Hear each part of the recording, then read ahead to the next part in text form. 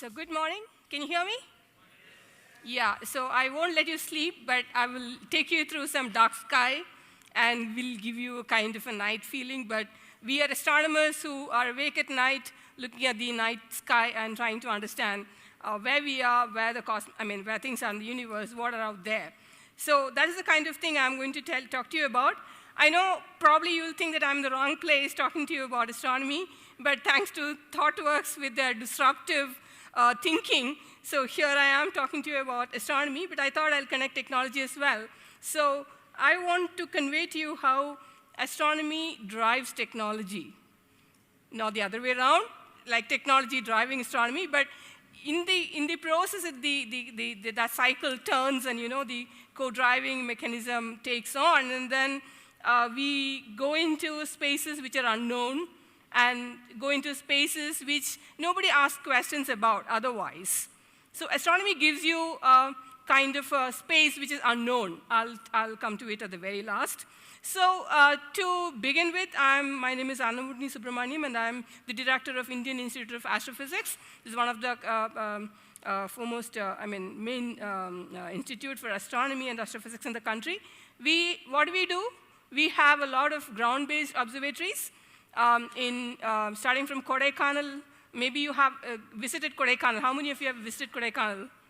Have you ever visited the observatory of Kodaikanal? Okay, the number goes down, okay. So when you do go there, do so. It's a 125-year-old observatory, and it's one of the oldest one in the country. And we also have observatory in Kavalur, which is near Vellore, and also a few of them in Ladakh, in Hanle. I'll talk to you more about it. So with this background, I move on. So the picture out there you have seen, any guess from where this is taken from? I mean, which instrument is used to take this? It's a very popular picture. Correct, James Webb Space Telescope. So I think I have some synergy, some wavelength, similar wavelength in the audience. Thank you. So this is a deep space picture of the sky taken from the James Webb Space Telescope. I'll cover a bit about it. But you can see some strange objects out there, right? Like the galaxy is looking like, some curved ones, and somebody said a Rumali roti sitting there. So how is it appearing like this? Why is it so? That's some of the questions we'll be looking at. And I'll also talk about the Webb telescope itself is a technological marvel, engineering marvel. So I'll talk about it. So let's move on. So I started off observing from here, Vainabapu Observatory, Kavalur. And these are some of the older ground-based observatories. This is about 60 years old observatory. And the telescope out here one is 50 years old, the other is about 30 years old. But what I want to say is that these are technological marvel, engineering marvels, but these are still functioning. So I'm not expecting a legacy of there sitting there without no upgrades. So hardware upgrades and software upgrades, and this interconnectivity between hardware and software keeps happening. So we cannot stay away from modernization. So the detectors keep changing, so we have to upgrade the detectors, we have to upgrade the controllers, the handshake between the motors and the drives we have, and the software to drive it. Previously, I used to go and sit there and kind of move the telescope manually and adjust it. Now I don't have to do that. We have auto guiders, and I can actually do with software and center tracking, et cetera, et cetera. And I even have a telescope in Hanle, which is robotic. You give all the coordinates in the evening, it just does all the thing in the night and gives you the data in the morning. You don't have to even go there. So we are moving into that, but some of them we can modernize, to some extent. Some of them you cannot completely modernize. So we are completely engrossed in technology and upgrades for operating these systems. And about software, I did my PhD thesis from data from this observatory. In the time like 90s and 80s, data was not democratized.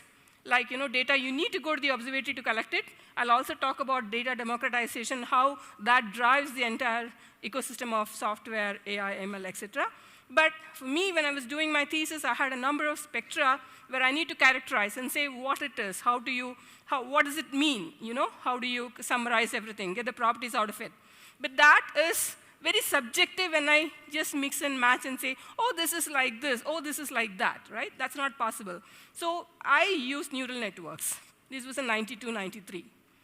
So when you were not talking about anything, astronomy was using first stages of AL and not language models, but as ML and AI. So neural networks, which was the basic thing, which I had used for my thesis itself, for classification. So astronomy has a long story behind it. Moving forward, just to get you out of the sleep, I know that you will just slowly drift off to sleeping. Do you know this? Have you seen such pictures? This is sky which is full of stars, which we are completely deprived of now. People even see that, can I actually see it? So this is a picture taken from our Hanley Observatory. Maybe I have a, no, okay, sorry. So this is Gemini's meteor shower. So this is taken on a time span. You can actually see that the entire meteor shower starts from the Gemini constellation. It just flies out, right? So this is the kind of picture you can get and also visibility you can get in Hanley. And we have ground-based telescopes in remote areas. Now this telescope out here, which is a 2-meter telescope, is completely remotely operated for the last 25 years. This is located at 4,500 meters above sea level, half the height of Everest. It's absolutely dry. It's a high-altitude desert. It's very, very horrible condition. So you can't expect everybody to go there to take data. So where you have to go is Hosakote, which is just very close to Whitefield. Go there, we have a remote link. So observers go there and take the data. And there's nowhere else it is done, like for the last 25 years, the telescope is operated remotely. So that's why we've been doing it. And the data transfer also happens along with a satellite link from ISRO. So this is, again, a technology of hardware, software, communication, everything working together. Ground-based telescopes have been the driver of astronomy till we had that space technology. These two are the ground telescopes. You can make them big. They're monsters. If you happen to go to the Devastal telescope in Nainital, it's in Uttarakhand, or the Kavalur telescope, they're giants. You can't lift them onto the sky, but what you can do is you can make them big on the ground. You can go then repair, you can upgrade, you can keep upgrading them. But space telescopes, you can't do that, but there are pros and cons of both. So we have space telescopes, but we need a synergy between ground and space to harness the entire advantage. So why do we have to go to space? You can see that this is the visible spectrum. Entire UV to high energy is blocked by the atmosphere. That's how the life is prevailing on the Earth, right? Because if you had high energy radiation, it would have been difficult. Now, this side you have absorption because of water vapor, and again, mid-infrared is blocked. Radio is completely open. So this is where the communication happens. Now here is the main important thing, because this is where you can look at cooler molecules up in space, like the exoplanets. The Webb telescope works over here. But if you want to look at high energy radiation, which is coming from even sun emits an UV and X-rays, you cannot say that I cannot detect it, so nothing is emitting, right? So if you want to do it, so you have to look at this as well. So imagine having a detector technology and readout technology and analysis technology, image analysis, across the wavelength spectrum. It is highly demanding, and astronomy demands that. And we have actually created even X-ray processing. Even if you use X-ray imaging in medical devices or in airports, astronomy has used it before. The software and the image analysis comes from there. Infrared also comes from there. So defense purposes, and also the atmospheric turbulence correction, even we use it in defense systems as well. So a huge application comes from starting from questions which are raised in astronomy, which gets transfers to industry. But it takes a long time, because any basic physics coming and basic questions coming to a product mode takes a long time. But the source is there. So what do we actually understand by looking at the sky? The ground-based telescopes in the 90s, you tend to look back a little bit, but not more. You have to look fainter.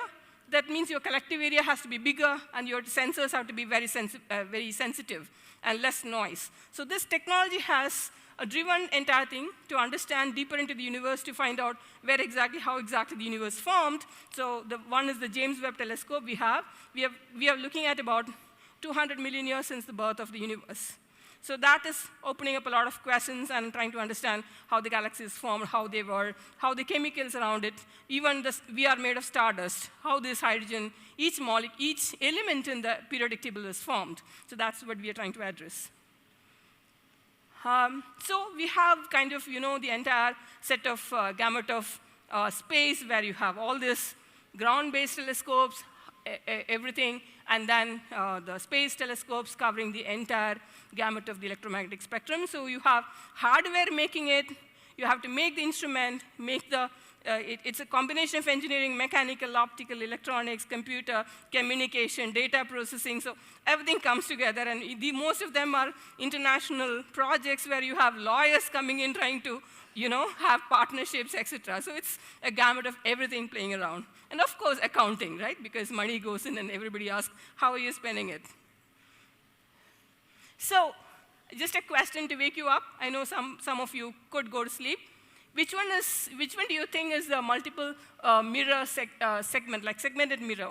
Not one single mirror, but multiple mirrors used in a telescope, the primary mirror. Is the Hubble or the James Webb? James Webb? Or anybody for Hubble? Raise your hands. Anybody for James Webb? No. The question is, which one has multiple mirror? The primary mirror has multiple mirrors. James Webb, hands up. Hands up for Hubble. OK. Actually, it is James Webb. I'll go to you. So this is the James Webb. You can see the multiple mirrors over here. I'll have a cartoon with, I think I'll have one more. So this is the difference between Hubble and James Webb. So going back, if you want to make large mirrors, I'm talking about disruptive technology. So if you want to have smaller mirrors, I can make it this much of a mirror, cast the mirror, polish it, and make it work like for the telescope, right? Collecting area. Now you want to go to 10 meter. Can you make it? Single, blank, polish it. Maybe up to 8 meter you can make it. Now I want to go bigger than that. OK? I'll be talking about 30 meter again. So we got about 15 meter, even 10 meter. Can you handle 10 meter blank? It's very, very hard technologically.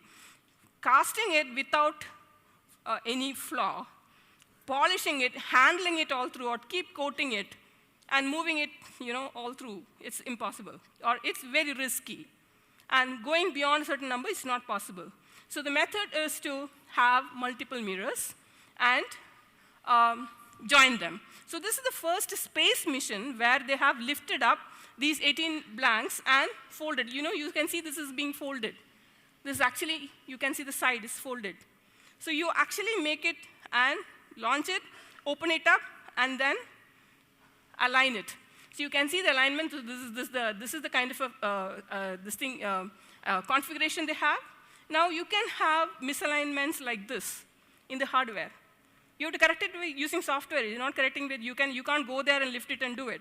You are remotely giving commands to lift it. So what happens if this is misaligned? All these mirrors are bringing the light to different points in focus. So this is called phasing. Co-phasing has to be done. This is done from ground.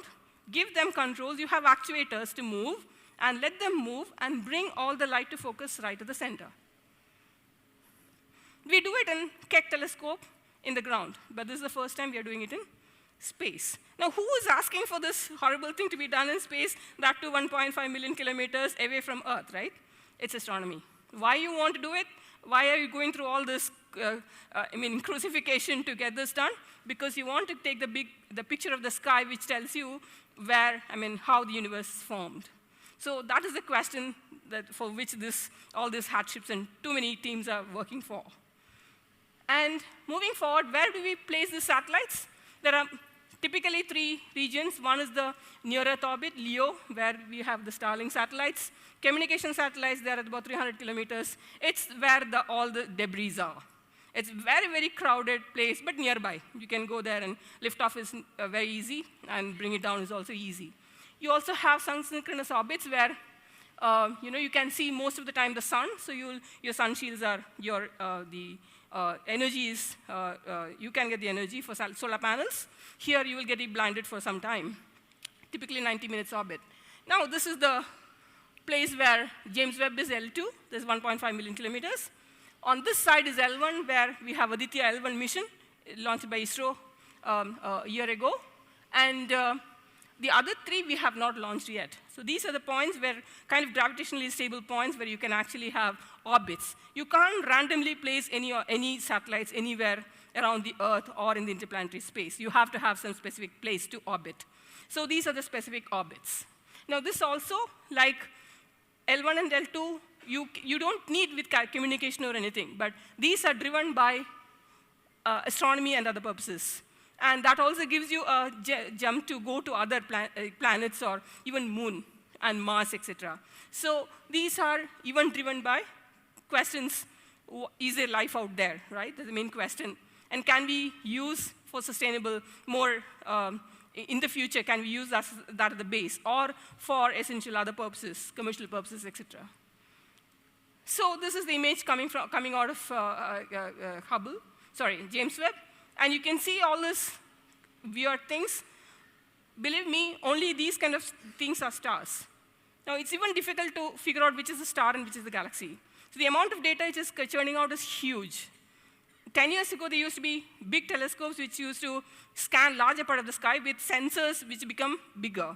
So talking about sensors, the camera you have in mobile phones is actually driven by astronomy in the 1980s, the charge-coupled devices. So they thought they can have a telephonic conversation with this, and astronomy drove it to have the minimum noise levels, because it's a low energy, so low noise detector. We have to look at the sky, so there should not be any noise, okay?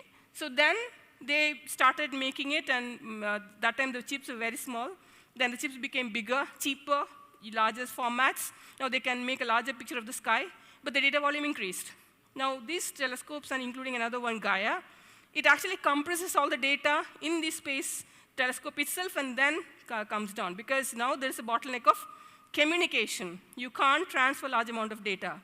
There's another project where Thoughtworks is also involved, is the square kilometer array.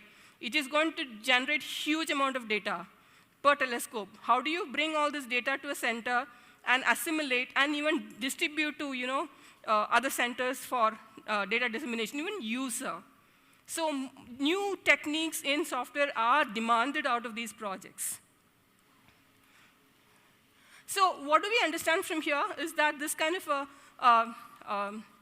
the gravitational lensing is what happens, and now physics tells you that because of this kind of a light passing through a dense object, it can actually be stretched. So this is the kind of physics we derive out of it. This is just a glimpse of it. If anybody wants more questions, I can answer it. Again, the same, the space-time fabric gets stretched, so the wavelength gets stretched, so it becomes longer wavelength. So that is the reason why we are able to see from James Webb the far into the space, because it gets redshifted. The light is getting redshifted. Because if you look at the spectrum from the red line to the blue line, the blue line gets into the red line. So you're actually looking at a bluer line, but in the red spectrums, because the Doppler shift, simpler Doppler shift, but due to the space-time expansion itself. So this is what actually the simple physics behind how we are able to see far into the universe from James Webb itself. So I just want to pay a little more attention to this. Data dissemination and data democratization, what astronomy has done differently. Because we have a huge amount of data from different wavelengths from different sources. Now, if a user has to bring it together, the focus is to understand science, right? The focus is to understand about the universe. So if you have only a small picture of a big thing, you're not going to understand. How do you get the big picture? So you have to bring everything together. So these data archives, dissemination centers play a huge role. This also is a main thing which has happened in the last 15 years or so, major data democratization. Point number one, the data is on the same platform, in the sense the same format. Same metadata is conveyed, same format it is there. Second, you'll have across search, the same object can be searched across different archives from different wavelengths from missions. And it'll let you also do basic analysis on the server itself.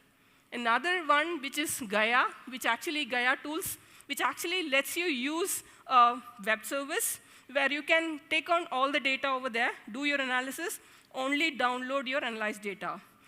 For example, a PhD student wants to do a large amount data analysis. Now, every PhD student will ask for a big server, big computing machine for just bringing the data, analyzing it, and putting it. Now, that's not possible. So how it has happened is by using the web server for a specific amount of time, you're given 1 hour.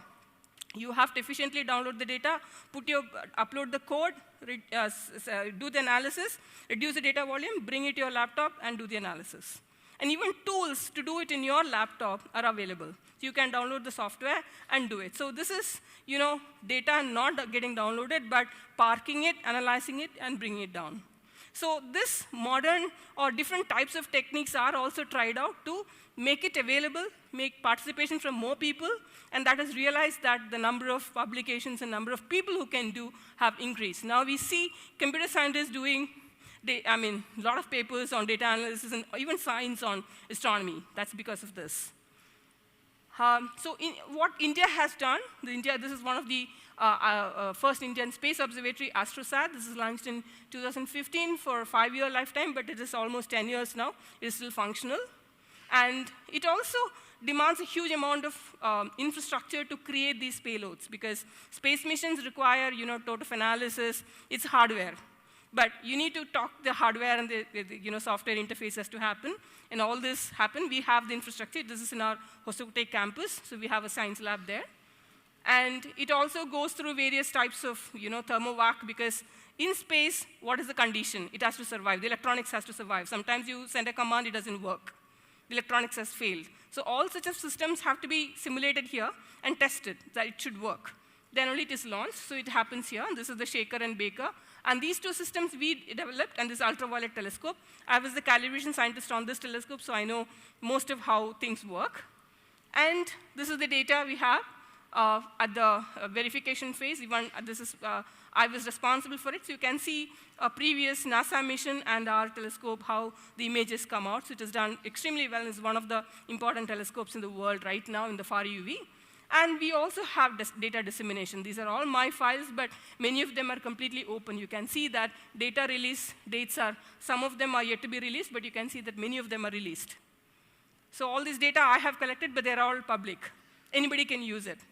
So this also India is following. So that data discrimination really helps from anyone around the world, anyone around the remote corners of India can do the data analysis. We are also part of the Aditya mission, which is actually looking to study the sun. And we have one of the important things. So I want to ask one question again. To wake you up, how many of you consider the sun to be a quiet source of energy? Yes? Who will say yes? Yes? A stronger yes? And what about no? OK, a weaker no? OK. So, previously people all used to think that sun is quiet because we've been living with the sun, the star, for the 4.5 billion years, right? It has to be quiet. But now we see that no, sun is not quiet. Why is that? Because sun is, of course, quiet in the sense of providing you energy, etc. But it's not quiet because it also burps out plasma at regular intervals. And we were never used to be bothered about that burping till 20 years ago. It never used to affect us so much. But now we are very much bothered about it, very much bothered about space weather. Why? We have a set out there. Because it is affecting our satellites, it is affecting our power grids, it is affecting communication, it is affecting daily life, even our mobile communication. So that is why we are bothered about, and now we think that sun is an active source. Till 50 years back, everybody said sun is absolutely quiet, it's just gentle star next to us and giving us support. No. So things have changed because the way we do things, okay? And we can see that the Kodaikanal Observatory, which I was mentioning, has been functional from 1900 onwards. And from 1904 onwards, we have collected the data. This is the entire data from here. This is the analysis of sunspot area. You have heard of sunspots, right? Currently, the sun is active or not active? Tell me. How many of you think the sun is very active now? OK. How many of you think the sun is not active? I don't think you worry about either sun is active or not active. I think that is the answer. Why should I care, right? You should. Tomorrow you're going to get a WhatsApp message. Switch off your mobile for the next 1 day. Sun is going to flare. It's going to burn up your mobile. Are you going to believe it? Are you going to believe it? You will get. I mean, I'm sure there are so many stories floating around. No, it does burp. It does give you plasma. It does affect our things. But there is some amount of realistic nature to it. But there is also a huge amount of misinformation being floating around. So even for that matter, you should be aware of whether the sun is active or not. Yeah. So this activity tells you whether the sun is about to be angry or giving out coronal mass ejections or something. The activity cycle varies, and you can see that the sunspots move from the higher latitudes towards the equator to now. If you look at the sun picture, most of the sunspots are near the equator, and they are very large. That's why the activity is happening. Now, we can actually see the activity is not same across the time. If you want to see an 11-year-old cycle across 10 cycles, where is data coming from? Now, how is this even plot possible? Because 100 years ago, 125 years ago, data is collected in photographic plates. Now you're collecting data in, it's semiconductor devices, so it's a digital. But it's not digital, it's analog. So what we have done is we have scanned, calibrated, and entire data is on one platform, publicly made available. That is what I'm talking about data democratization. This data is being used for AI/ML to predict when sun can be angry, sun can be active. So the availability of data in same format allows us to use that and predict using AI models. So this is what we have been doing. And this is the coronagraph which we are flying to find out how the sun is active and how the corona is responsible for where the flares will come up. So I don't want to talk science about it, but this is what we have done and delivered, and it is almost completing a year at L1, 1.5 million kilometers towards the sun. Now, another project which I want to talk to you about is the 30-meter telescope project, where we have partnered with Thoughtworks to deliver some of the software. So this is a 30-meter telescope. Can you imagine a mirror size of 30 meters? Single cannot be there, right? So the ambitious project, the point is to go with a different format of 492 hexagonal segments. That's a very large number. And it's not going to stay stationary. It's going to move. It's going to step, going to look at that part of it's going to look at the different parts of the sky, so it's going to move. So it's got a support system. It has got to actually perform like a single membrane. It's a very, very challenging engineering task. It's a combination of hardware and software together. And these are the partner countries. And India is responsible for about 100 mirrors of polished mirrors. All the support assembly, we are working with several industries. The support assembly is coming from L&T, and they're qualified. And all the prototyping is done by JPL. It is built in India, going to be built in India. So testing is done by JPL. So we work with JPL to get them tested and qualified, et cetera.